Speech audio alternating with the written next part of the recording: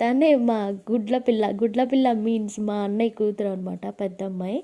నేను అంతకుముందు మొన్న వీడియోస్‌లో చూపించిన అమ్మాయేమో చిన్నమ్మాయి అనమాట.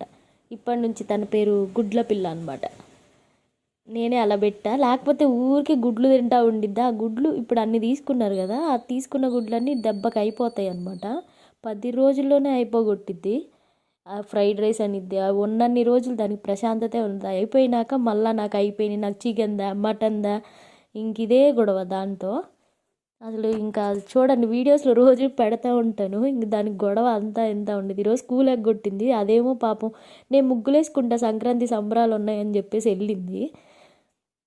నేను వీడియో తీస్తున్నానని చెప్పేసి నీ పేరు ఇలా పెడతాను అంటే, నువ్వే పెట్టుకో ఎవరమ్మా అంటుంది. మీకు ఎలా అనిపించింది?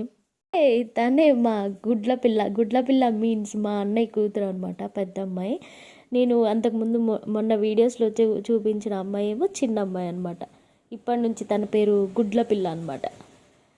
నేనే అలా పెట్టా. లేకపోతే ఊరికే గుడ్లు తింటా ఉండిద్దా. ఆ గుడ్లు ఇప్పుడు అన్ని తీసుకున్నారు కదా, ఆ తీసుకున్న గుడ్లన్నీ దెబ్బకి అయిపోతాయి అనమాట. 10 రోజుల్లోనే అయిపోగొట్టిద్ది.